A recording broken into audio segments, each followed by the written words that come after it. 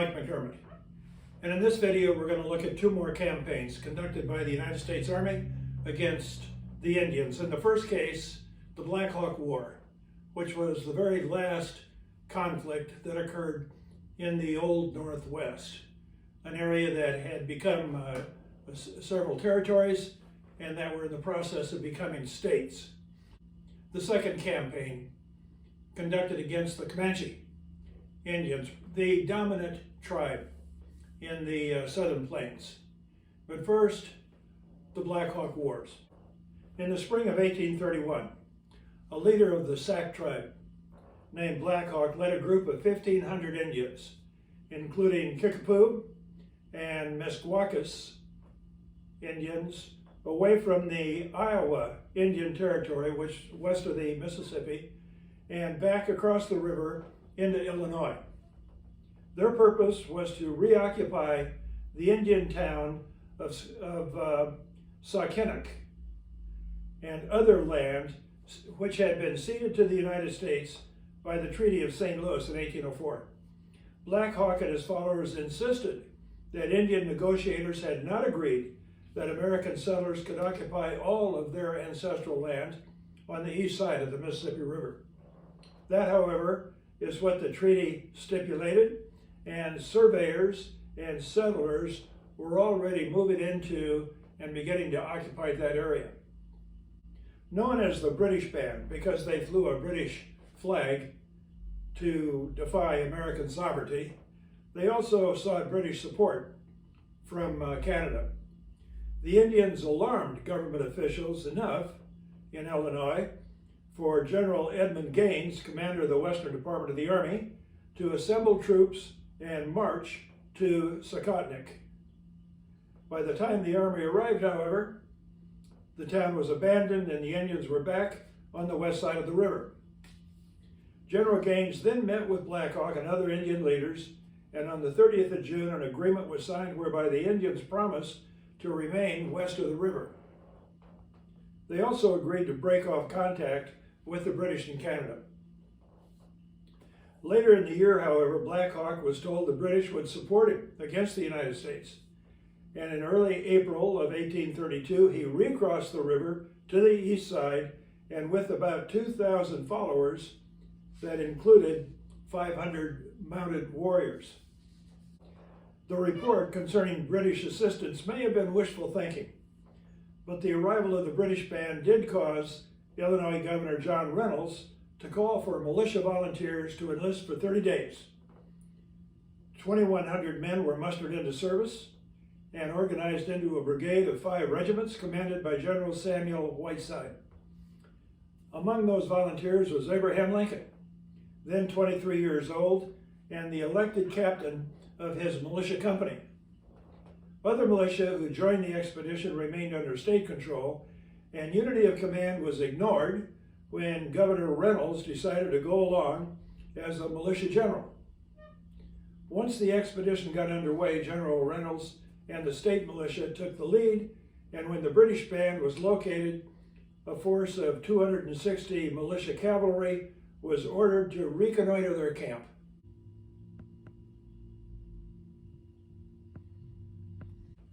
On the 14th of May, the militia captured several Indians who had appeared carrying a white flag.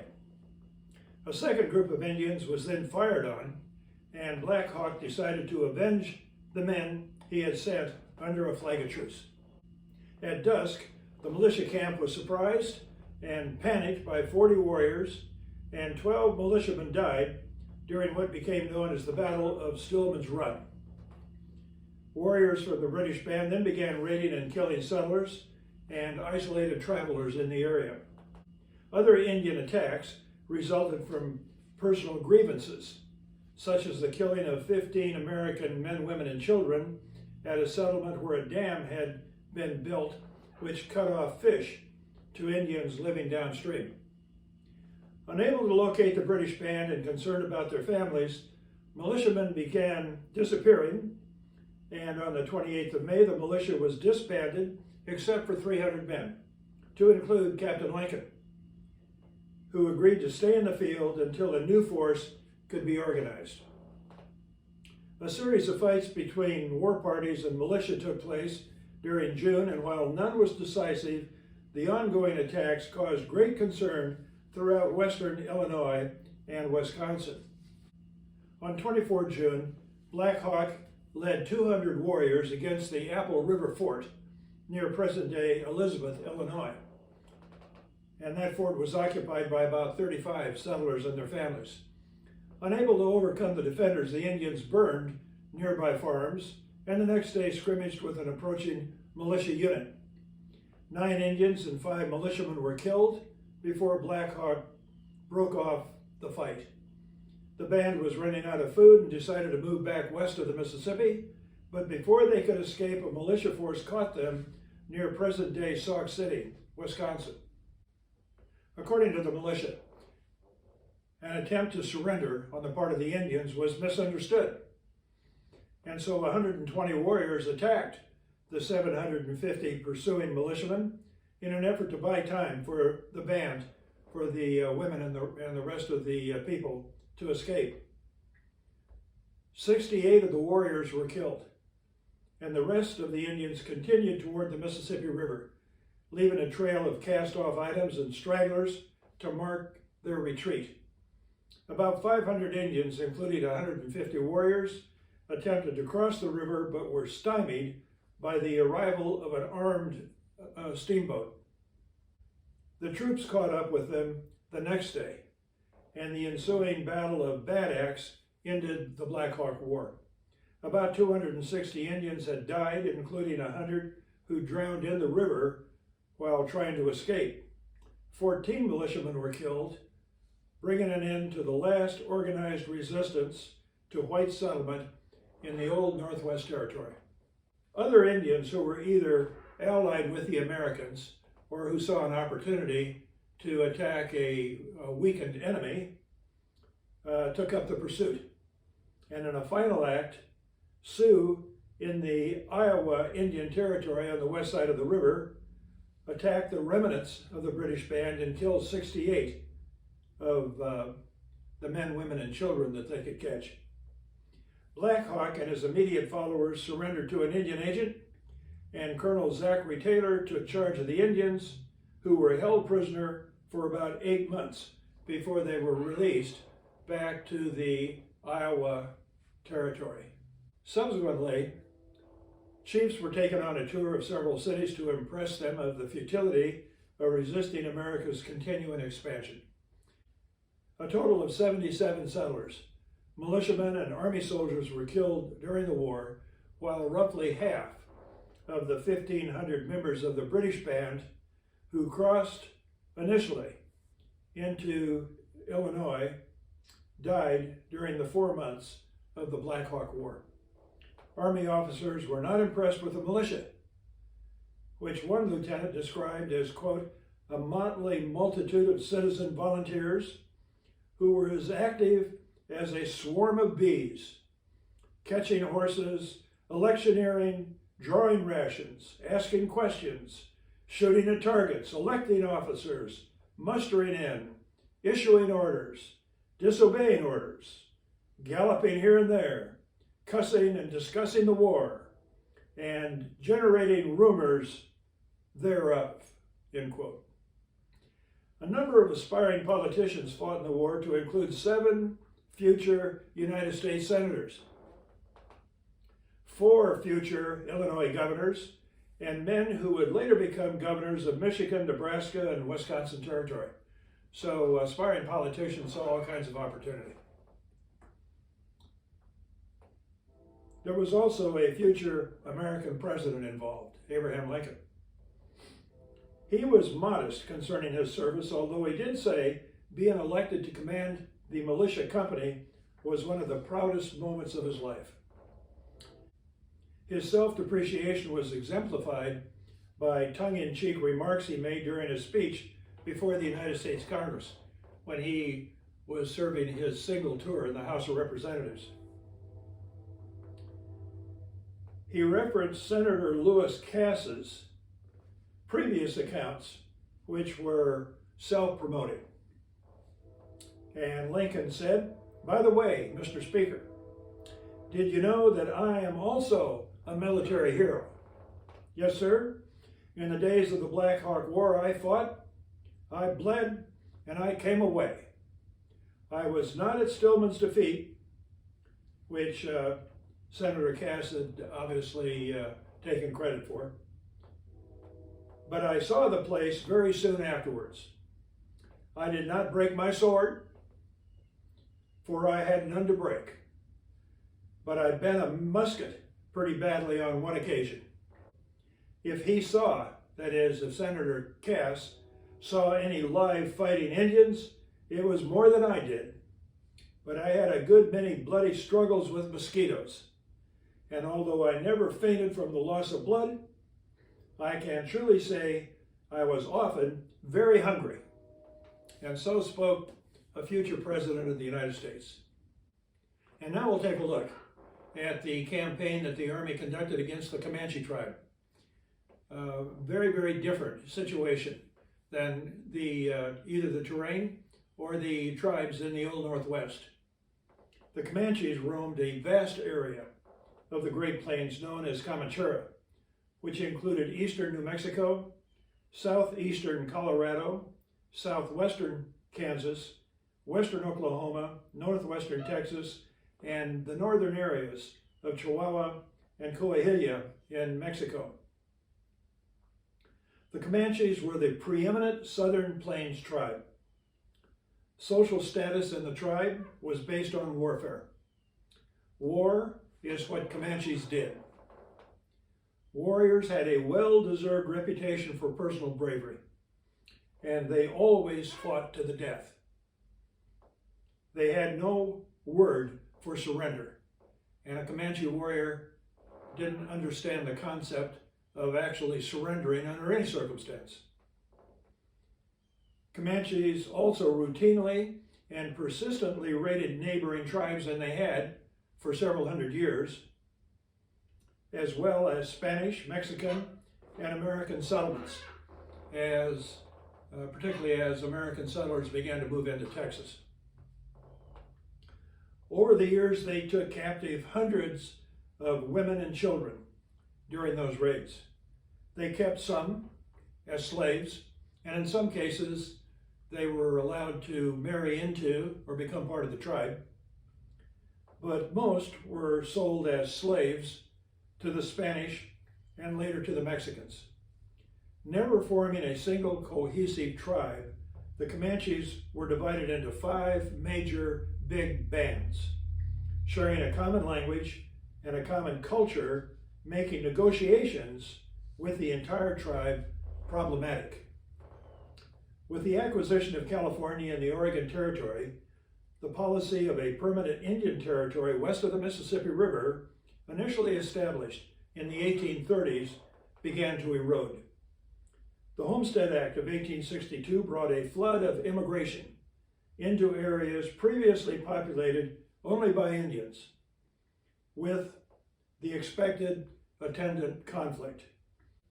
When a plan to redefine Indian territory by establishing 2 vast reservations, one north of Nebraska up into Dakota Territory, and the other south of Kansas, that would be down into Oklahoma, to better protect rapidly developing transcontinental travel routes, the Indians automatically responded. In July 1867, Congress called for a peace commission to negotiate treaties, and in October, the commissioners attracted some 5,000 Indians to meet at Medicine Lodge Creek in western Kansas. The Indian attendees included Comanche, Kiowa, Cheyenne, and Arapaho tribes. A variety of Indian leaders fixed their marks on 2 separate treaties that reflected all of the aspirations of a paternalistic administration intent on gathering Indians onto reservations where agents could transform their charges into sedentary agriculturists inculcated with Anglo-Saxon Christian values and speaking English. However, not all of the chiefs were accommodating. 10 Bears of the Comanche faced off with the commissioners when he told them, quote, You have said things I do not like. When I was in Washington, the Great Father told me that all the Comanche land was ours and that no one should hinder us in living upon it. Do not ask us to give up buffalo for sheep. Do not speak of it anymore. Carry out the talk I got from the Great Father. We only wish to wander on the prairie until we die." End quote. The Medicine Lodge treaties were of short duration, as the Comanches and their Kiowa allies soon became angry about not receiving the promised annuities to include arms and ammunition, and so they continued raiding south into Texas and into Mexico. Most Comanches had absolutely no intention of abiding by often poorly understood rules and saw the treaties as a means to get presents and to receive annuities, especially during the hard winter months. Very few were willing to live permanently within some arbitrary lines marked on a white man's map. They also resented giving up traditional buffalo ranges in western Kansas, as railroad construction encouraged settlement into that region. Underlying these issues was an ancient Comanche raiding tradition which was not curtailed by either sweet reason or promises of largesse or army garrisons, and war parties attacked travelers, settlers, and survey crews throughout the summer of 1868. General Philip Sheridan, commanding the Department of the West, advocated for conducting a total war to destroy the Indians' ability to fight. He decided to begin campaigning in the winter when the Indians felt secure in their camps, and he was encouraged by his superior, General William Sherman, who wrote, quote, "Go ahead in your own way, and I will back you with my whole authority. If it results in the utter annihilation of these Indians, it is but the result of what they have been warned about again and again. These Indians, the enemies of our race and of our civilization, shall not again be able to believe that this winter will afford them the safety that they've enjoyed in the past." End quote.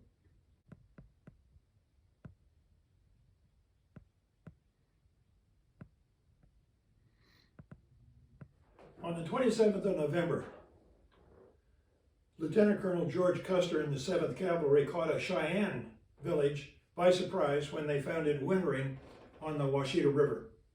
While the operation demonstrated the efficacy of winter campaigning, Colonel Custer exhibited all of the arrogance that got him killed 8 years later. Without knowing the ground or the enemy, he divided his force and attacked an Indian camp that proved to be on the edge of a much larger gathering of Indian tribes. In fact, camps extended down the Washita River for several miles, and he had no idea they were there. A major and 19 troopers of the 7th Cavalry were decoyed away from the camp, and they were all killed. Their bodies were not recovered. At that time, when the size of the Indian presence became evident to Colonel Custer, the 7th Cavalry hastily withdrew during a night march in a driving blizzard. Some of the Comanche and Kiowa moved to Fort Cobb in the Indian Territory and promised good behavior while applying for rations. More followed, and by the end of the year, approximately 6,000 Comanche and Kiowa were being fed at Fort Cobb. On Christmas Day, 1868, Major Andrew Evans and the 3rd Cavalry located a hostile Comanche and Kiowa camp at Soldier Spring on the North Fork of the Red River. Unlimbering 4 mountain howitzers and shelling the hostiles, the troops skirmished with about 200 warriors. While there were very few casualties, the action gave the Indians further notice that their winter camps were no longer secure from attack. Shortly after President Grant took office, the government formulated a peace plan limiting Army action only against raiders who were off the reservation. In an effort to curb corruption, among Indian agents, which was a terrific problem. Various churches were asked to nominate agents. Many of those selected were pacifists by religious conviction. Their very earnest efforts were undercut by warriors who routinely conducted raids into Texas and Mexico, only to return to the reservation to seek sanctuary, since the army was prohibited from attacking them there. While touring army posts, General Sherman, then the commanding general of the United States Army, was introduced to some of the realities at Fort Sill when the wounded survivor of a wagon train appeared to tell his story. While at the post, General Sherman experienced a dangerous confrontation with several fully armed chiefs who admitted to the wagon train attack. And they fully admitted to killing everybody in the wagon train, except the one teamster who had been able to escape. While they were standing on the front porch of the commanding officer's quarters, looking General Sherman straight in the eye.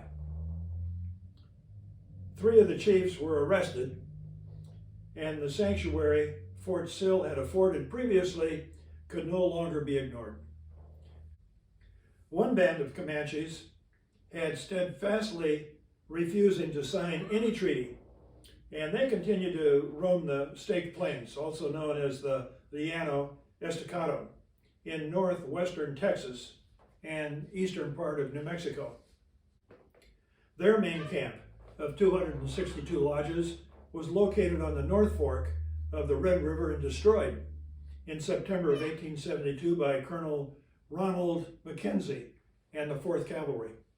It turned out that Comanches from all 5 bands were present at that camp, and the attack shocked the Indians, who had been sure that they were beyond the Army's reach. Colonel Mackenzie then disrupted Mexican Comancheros, who had for years bartered whiskey and guns with the Comanche for plunder and captives taken during their raids. Tensions on the reservation continued to build, and in 1874, war parties struck out in all directions from Kansas to Texas and into Mexico. On the 27th of June, several hundred warriors, led by the mixed blood war chief Quanah Parker, attacked and took serious casualties at a buffalo hunters camp at Adobe Walls in the Texas Panhandle. Quanah Parker was the son of a white woman who had been taken when she was young. She grew up in a Comanche camp, married a Comanche war chief, and had several children. And one of them, of course, was Quanah. On the 20th of July, the Army was ordered to pursue war parties wherever they might go, either on or off the reservation. Removing that reservation sanctuary marked the beginning of what became known as the Red River War. The new strategy to force the Comanches and their allies to submit to life on the reservation called for several Army columns to converge and wear down Indian transgressors. Not waiting for winter, 5 separate commands began moving in August of 1874 against an estimated 1,200 Comanche, Cheyenne, and Kiowa warriors who were encamped with their families along the various forks of the Red River. A series of fights developed when Indian camps were located or when warriors attacked Army supply wagons. On the 28th of September, several hundred lodges were located and attacked in Palo Duro Canyon, forcing those Indians to scatter. Over the next 2 months, other camps, numbering 75 lodges in one case, 100 lodges, and a big camp of 470 lodges, were attacked and destroyed. Their contents, of course, all destroyed, and captured ponies were killed. Warriors and family members were also killed, and in several cases, white and Mexican captives were recovered. General Nelson Miles was the most tenacious of the field commanders, scouring the winter plains in swirling blizzards and sub-zero temperature. As food became scarce, Indians began reappearing on the reservation, and individuals identified as criminals were jailed. On the 23rd of April, 1875, the last remaining holdouts were located at Sapa Creek in northwestern Kansas, marking the conclusion of the 24 fights that took place during the Red River War that brought Comanche, Cheyenne, and Kiowa raiders to an end, ending centuries of tradition when the Comanches raided into Texas and into Mexico. In fact, a full moon was referred to as a Comanche moon. That was the period of the year when Comanches riding at night swept down on and surprised settlers and villages, and in a number of cases, larger towns, destroying and killing and taking captives. And thus ends the campaign against the Comanche. Please make any comments that you would like to make concerning these videos. I will answer and open a conversation. And until then, God bless the United States of America.